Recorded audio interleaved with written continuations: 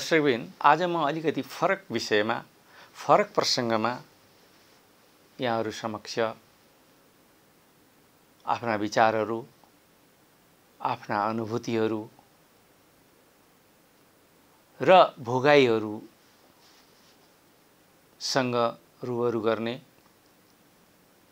प्रयत्न गर्दैछु। आजभोलि श्रीलङ्का र युक्रेन र रुसको युद्ध हटकेक बनेको छ र श्रीलङ्का होस् अथवा युक्रेन र रसियाको युद्ध नै होस्, त्यसले हामी खास गरी सूचना माध्यममा पहुँच हुने व्यक्तिहरूलाई त्रास, डर, और साइकोलोजीका भाषामा भन्दाखेरिमा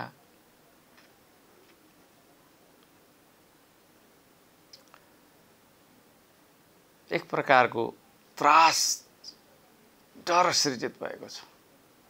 विश्व शान्त छैन। सबटल माइन्डमा, हाम्रो भित्री तहमा कहीँ न कहीँ हामी चिन्तित छौँ। किन होला त्यो चिन्ता? श्रीलङ्का आजभन्दा 3 वर्ष पहिला हाम्रो रिजनको सबैभन्दा आर्थिक रूपमा सक्षम राष्ट्र मानिन्थ्यो। उता पाकिस्तानको पनि त्यति राम्रो स्थिति छैन र अहिले मिडियाहरूले र अर्थशास्त्रीहरूले नेपालको अर्थतन्त्र पनि डामाडोल छ भनेर चाहिँ बारम्बार भनिरहेको अवस्था छ। किन यस्तो भयो त? र के हामी साँच्चै नै असुरक्षित छौँ त? यदि असुरक्षित छौँ भनेदेखि त्यो असुरक्षाको कारण के हो त? यस विषयमा मैले यहाँहरू समक्ष आफ्ना विचारहरू उत्प्रेषण गर्दैछु। यी चिन्ताका विषय हुन्, चिन्तनीय विषय हुन्। लडाईँ युक्रेन र रुस रहछन्, महँगाई हामीमा बढ्छ, हाम्रोमा बढ्छ। सबै चिजको महँगाई लगभग 17-18% बढेको छ भन्ने हामीले सुनिरहेका छौँ। अहिले यो मैले किन कुरा गरिरहेको छु भनेदेखि अहिले हामीले विश्वको अर्थतन्त्रलाई एक आपसमा जोडिदिएका छौँ, एक आपसमा निर्भर बनाइदिएका छौँ। तर यस्तो निर्भरता चाहिँ विकसित देशको लागि होइन, खास गरी हामी जस्ता अविकसित देशहरूका लागि सृजित गरिएका छन्। यो कुरा भन्दा धेरैलाई चाहिँ के भनेको हो जस्तो लाग्ला। डलर कमजोर हुँदा नेपालमा किन महँगी बढ्नुपर्ने? डलर बलियो हुँदाखेरिमा नेपालमा असिलो किन हुने? भारत यिनी प्रश्नहरूको जवाब हामीलाई अहिले खोज्नु परेको छ। आजभन्दा 2300 वर्ष पहिला चाणक्यले चाणक्य अर्थशास्त्रको निर्माण गरे र चाणक्य अर्थशास्त्रमा चाणक्यले प्रत्येक घर एउटा राज्य हो, राष्ट्र हो र ऊ आफैमा आत्मनिर्भर हुनुपर्छ। यदि प्रत्येक घर आत्मनिर्भर भयो भने राष्ट्र बलियो हुन्छ, राज्य बलियो हुन्छ, राजा बलियो हुन्छ भनेर किन भनेका थिए? सोच्नुपर्ने छ। 2072 सालमा भारतले नाकाबन्दी गर्यो। काठमाडौँमा हामी हाहाकार गर्दै थियौँ। मैले आमालाई फोन गरेको थिएँ। आमाले भन्नुहुन्थ्यो, बाबु केही टेन्सन छैन, यता आइज। घरमा हो, सूचनाको कारणले अलिअलि त्यहाँ पनि उहाँलाई चिन्ता के थियो भने काठमाडौँमा छोराछोरी भोकै मर्छन् कि भन्ने चिन्ता थियो। उहाँलाई घरको चिन्ता थिएन। चाणक्यको मोडल त्यही हो। चाणक्यले एउटा घरलाई पूर्ण आत्मनिर्भर बनाए। आफ्नै खेत हुनु पर्यो, आफ्नो जग्गा हुनु पर्यो, घरमा जोत्न जान्ने शक्ति छ, आफ्नो घरमा बिउ छ, लगेर जोत्छौँ। समयमा कहिलेकाहीँ पानी परेन, अकाल पर्न सक्छ, किनभने प्रकृति हो, त्यो सम्भव छ। तर पनि यदि प्राचीन अर्थतन्त्रलाई हेर्नुभयो भनेदेखि त्यो अर्थतन्त्रमा एउटा घर आफैमा आत्मनिर्भर थियो।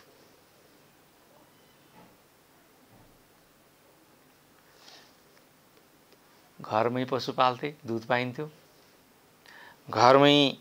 घरमै खेतीपाती गर्थे, खेती गर्ने सिप थियो, जम्मा बीजलाई भण्डारण गरिन्थ्यो, अर्को वर्ष निकालेर त्यसलाई रोपिन्थ्यो, घरमा ल्याइन्थ्यो। अब कसैको धेरै होला कसैको थोरै होला त्यो आफ्नो ठाउँमा छ, आत्मनिर्भर त थियो। तर अहिले हामीले जुन वैश्विक विश्व अर्थलाई हाम्रो देशलाई आफ्नो घरलाई जुन दिनदेखि हामीले डलरमा नाप्न थाल्यौँ त्यस दिनदेखि त्यो स्वतन्त्रता हामीले गुमाउँदै गयौँ। आज बिउका मामलामा हामी अमेरिकामा निर्भर छौँ, मोलको मामलामा भारतमा निर्भर छौँ, तेलका मामलामा युक्रेनमा निर्भर छौँ, लुगाका मामलामा चाइनामा निर्भर छौँ, इलेक्ट्रिक सामानहरूका मामलामा हो हामीले बनाउन नसक्ने चिजहरू ल्याउनु पर्छ।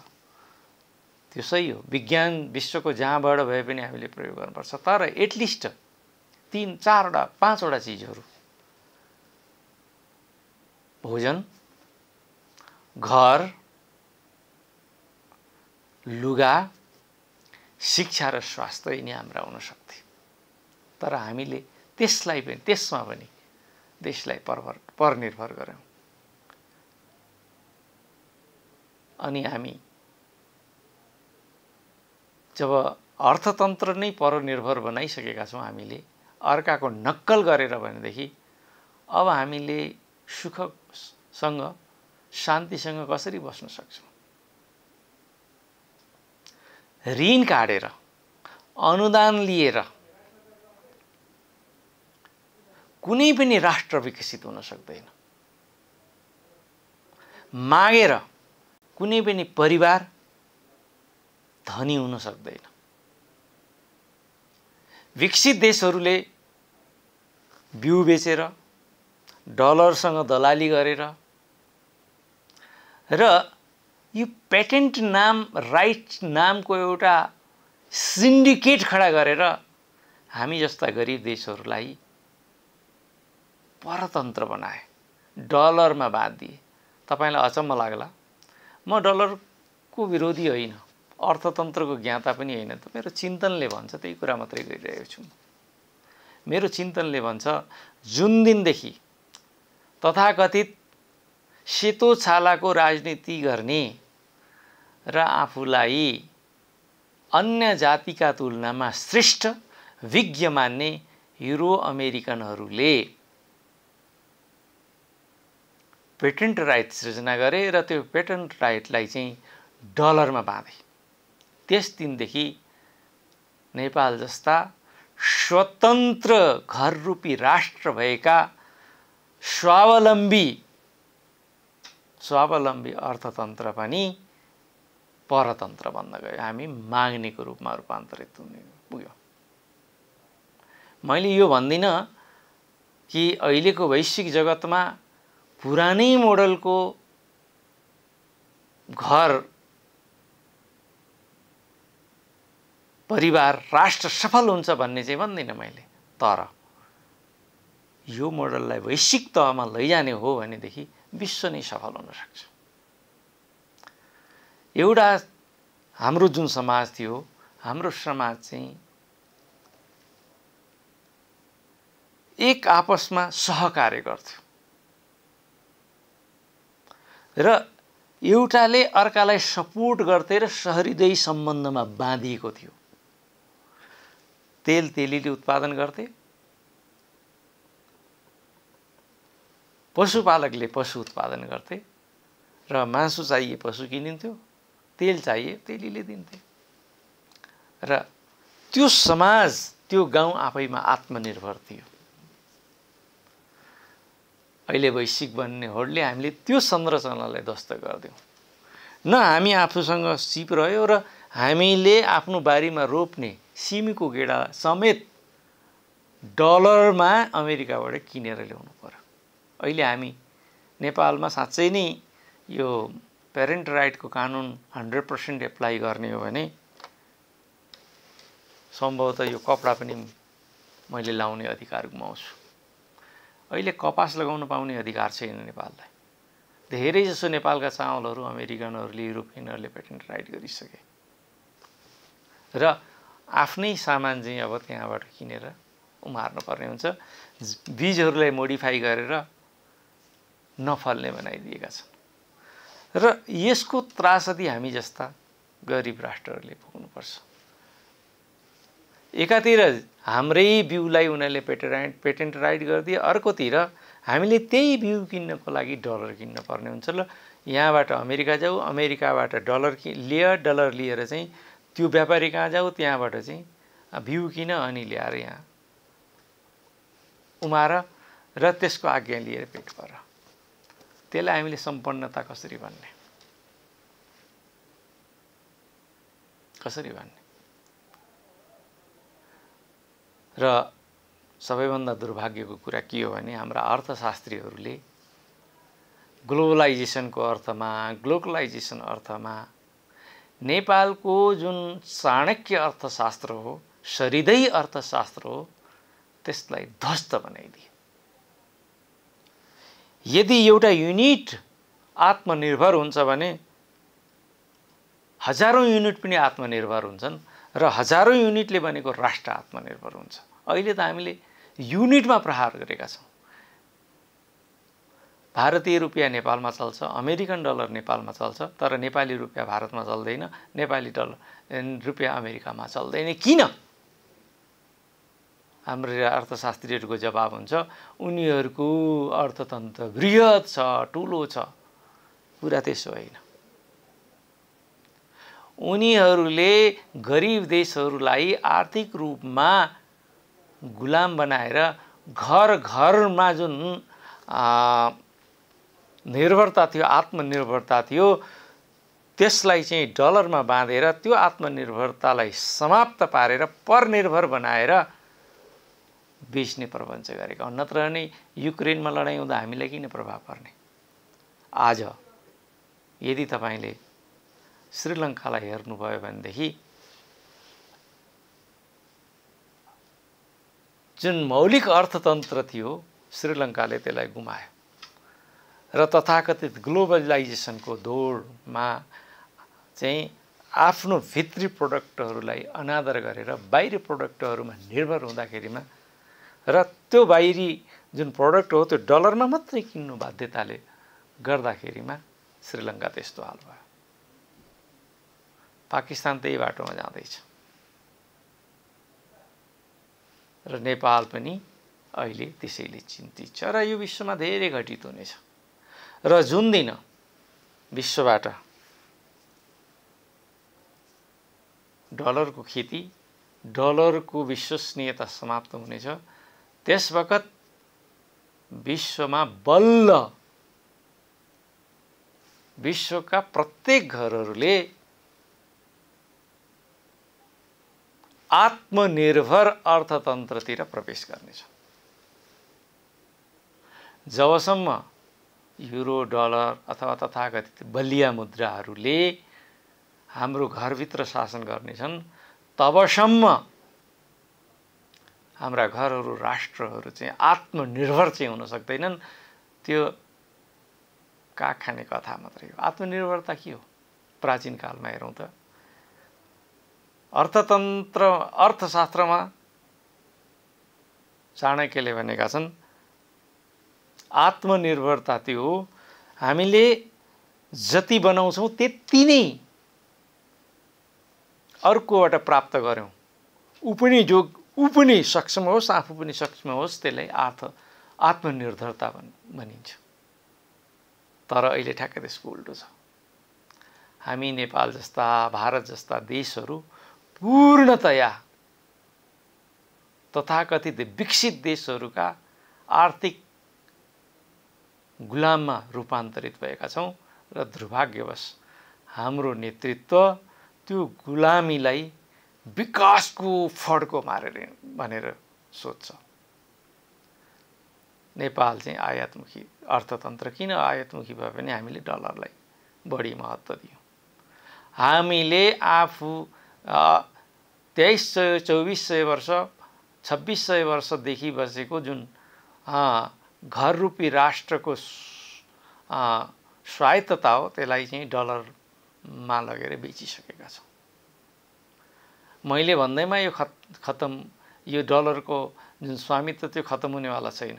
कतिलाई मैले यो भनिरहँदा पनि कस्तो मूर्ख रहेछ मान्छे, के बोल्या होला भने जस्तो पनि लागेको छ। हो, म अर्थशास्त्री होइन, तर मलाई कुनै अर्थशास्त्रीले बताइदियोस् कि अमेरिकामा डलर नेपाली रुपियाँ नचल्ने र नेपालमा डलर चल्ने कारण के हो। जबसम्म यो परनिर्भरता समाप्त हुँदैन तबसम्म नेपाल राष्ट्रको भलो हुँदैन र दुर्भाग्यवश नेपालसँग वर्षौंदेखि विश्वासघात गर्नेहरू अरू होइनन्, हाम्रा नै छन्। नेपालको भलो, नेपालीको भलो गर्नको लागि हामीले अब सोच्नै पर्छ र प्रत्येक नेपालीले आफ्नो मौलिक अर्थतन्त्रको पुनर्जागरण गरेर घरलाई स्वायत्त आत्मनिर्भर बनाउने दिशातिर लैजाने हो भने सहृदय अर्थतन्त्र र चाणक्य अर्थतन्त्रलाई स्वीकार गर्नै पर्छ। र म त के देख्दैछु भने जुन दिन